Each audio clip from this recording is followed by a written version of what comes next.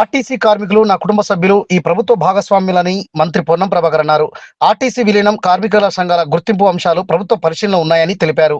మిగతా అన్ని అంశాలు ఆర్టీసీ ఆర్థిక పరిస్థితి దృష్ట్యా ఒక్కొక్కటిగా నెరవేరుస్తున్నామని అన్నారు. ఆర్టీసీ కుటుంబ సభ్యులకు విజ్ఞప్తి చేస్తున్నానని, నేను మీ మంత్రిగా, మీ కుటుంబ సభ్యుడిగా, తెలంగాణ ఉద్యమ భాగస్వామిగా ఏ సమస్య అయినా చర్చించి మాట్లాడుకుందామని అన్నారు. ఆర్టీసీ కార్మికులంతా సహకరించాలని కోరారు. ఆర్టీసీ కార్మికులు నా కుటుంబ సభ్యులు ఈ ప్రభుత్వ భాగస్వాములు. ఆర్టీసీ విలీనము, కార్మిక సంఘాలకు సంబంధించిన గుర్తింపు అనే అంశాలు ప్రభుత్వంలో పరిశీలనలో ఉన్నాయి.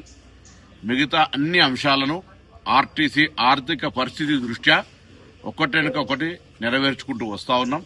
నేను ఆర్టీసీ కుటుంబ సభ్యులందరికీ విజ్ఞప్తి చేస్తా ఉన్నా. నేను మీ మంత్రిగా, మీ కుటుంబ సభ్యుడిగా, మీ తెలంగాణ ఉద్యమ భాగస్వామిగా ఏ సమస్యలైనా చర్చించి పరిష్కరించుకునే దిశలో మనం మాట్లాడుకుందాం.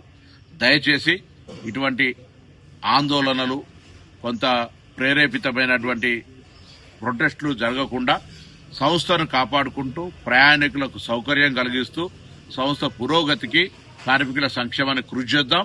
నేను మీతో కలుస్తున్నా. నేను ఒక విద్యార్థి నాయకుడిగా, కార్మికుల సమస్యల పట్ల అవగాహన కలిగిన వ్యక్తిగా మీకు మరొకసారి విశ్వాసాన్ని ఇస్తా ఉన్నా.